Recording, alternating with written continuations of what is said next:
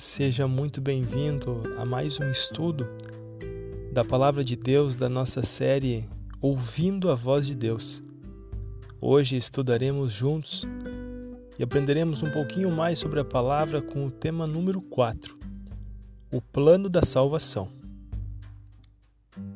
Independentemente de quem tenhamos sido ou o que tenhamos feito no passado, Deus nos ama com um amor eterno, dispondo-se a vir ao mundo e passar pela agonia da cruz a fim de resgatar a humanidade perdida. Entretanto, muitos há que se perguntam: como posso ser bom diante de Deus? Como posso apagar meu passado mal? Como posso ser apresentado sem culpa diante dele? Como posso ser salvo? O caminho para a vida eterna é muito mais fácil de ser achado e compreendido, mas poucos sabem como ir a Cristo e experimentar alegria, paz de espírito, perdão e esperança. O presente estudo mostra uma resposta bíblica para uma vida cristã vitoriosa. Perguntas básicas e reflexões devem permear a nossa mente, como por exemplo: quantos são pecadores e qual é o resultado do pecado? No livro de Romanos, capítulo 5, versículo 12, e no mesmo livro de Romanos, capítulo 6, verso 23, nos dão resposta para essas duas indagações. Quantos são pecadores? Romanos 5,12 nos diz: portanto, assim como por um só homem entrou o pecado no mundo, e pelo pecado a morte, assim também a morte passou a todos os homens, porque todos pecaram. Assim como tudo na vida há uma consequência, para o pecado não é diferente. No livro de Romanos, capítulo 6, verso 23, nos diz que: porque o salário do pecado é a morte, mas o dom gratuito de Deus é a vida eterna em Cristo Jesus, nosso Senhor. Hoje, a nossa reação perante um erro de um colega, de um amigo, de um irmão, muitas vezes é de julgá-lo apenas. Mas não foi assim que Deus fez ao primeiro casal cair em pecado. Que reação Deus manifestou diante da entrada do pecado? No livro de Gênesis, capítulo 3, verso 8 a 10, nós lemos: quando ouviram a voz do Senhor Deus, que andava no jardim pela viração do dia, se esconderam da presença do Senhor, o homem e sua mulher, por entre as árvores do jardim.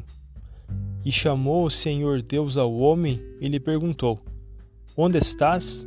Ele respondeu: ouvi a tua voz no jardim, e porque estava nu, tive medo e me escondi.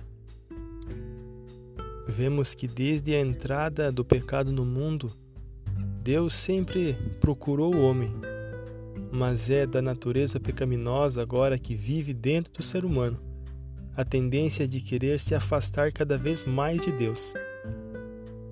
Nossa natureza ficou comprometida. Nossa condição é má. No livro de Salmo, capítulo 51, verso 5, nós lemos: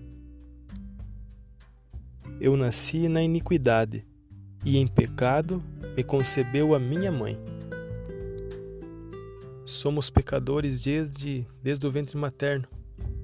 Essa, infelizmente, é uma herança herdada por toda a humanidade. Mas ainda existem outras características da natureza humana pecaminosa.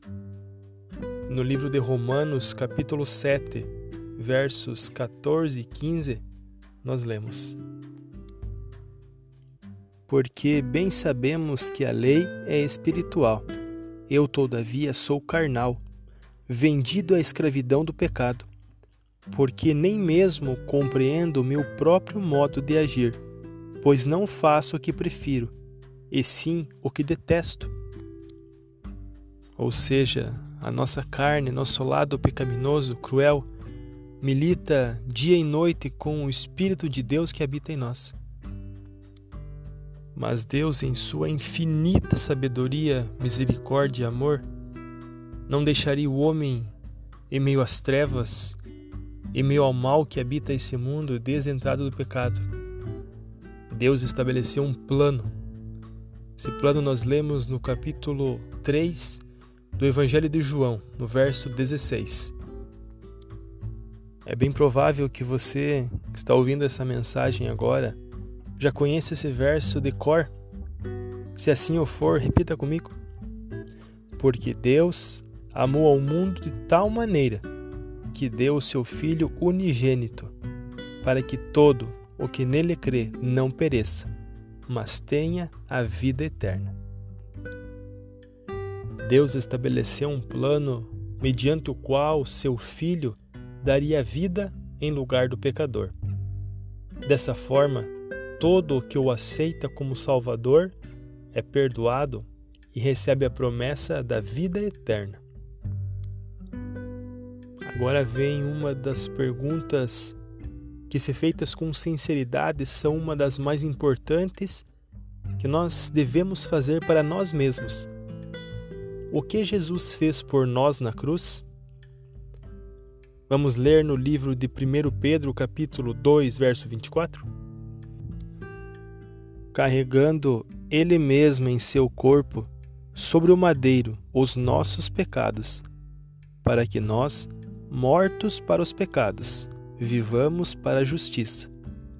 Por suas chagas fostes sarados.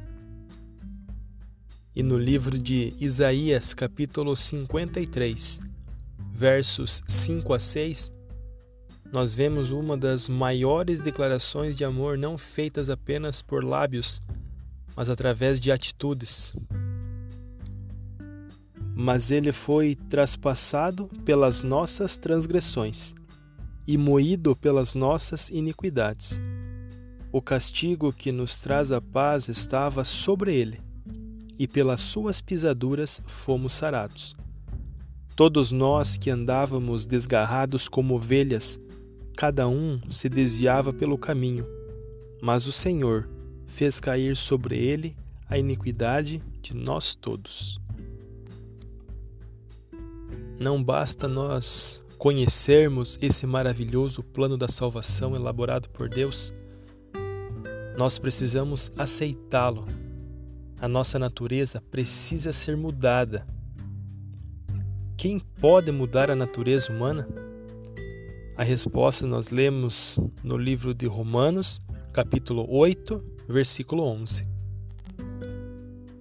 Se habita em vós o Espírito daquele que ressuscitou a Jesus dentre os mortos, esse mesmo que ressuscitou a Cristo Jesus dentre os mortos, vivificará também o vosso corpo mortal, por meio do seu Espírito que em vós habita.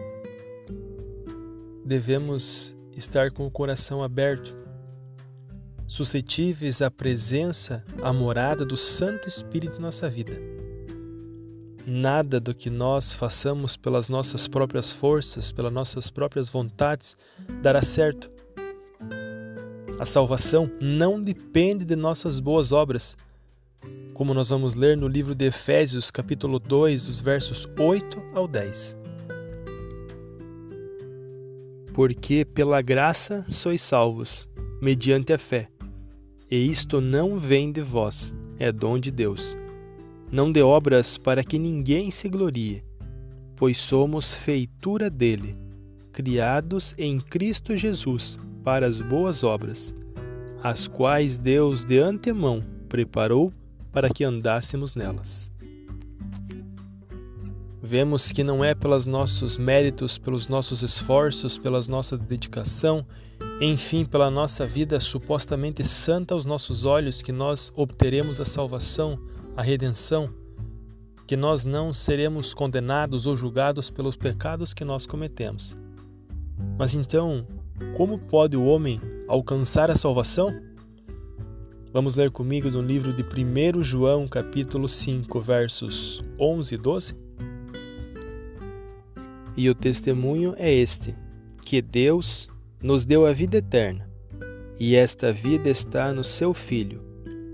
Aquele que tem o Filho tem a vida. Aquele que não tem o Filho de Deus não tem a vida. Meu querido amigo, minha querida amiga, parece essas palavras soarem aos nossos ouvidos, palavras duras. Quem tem o Filho tem a vida. Quem não tem o Filho de Deus não tem a vida. Não há um terceiro caminho. A salvação, a vida eterna depende exclusivamente pelos méritos do sangue de Jesus derramado na cruz do Calvário e a nossa aceitação a esse sangue para a remissão dos nossos pecados. Ao aceitarmos a Cristo como nosso Senhor e Salvador, vivendo essa nova vida diariamente ao seu lado, nós teremos a salvação. A graça é de graça, mas não é uma graça barata. Requer mudanças em nossa vida. A nossa fé, a nossa entrega diária, o nosso compromisso com aquele que deu a vida por nós deve ser constante. Muito mais do que nós imaginamos que é uma vida cristã sem problemas, sem dificuldades, não. Muito pelo contrário. É apenas o início de uma jornada.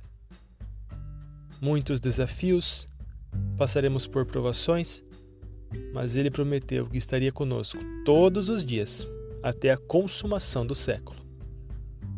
Aceitar a Cristo não é apenas através de palavras, mas sim através de ações.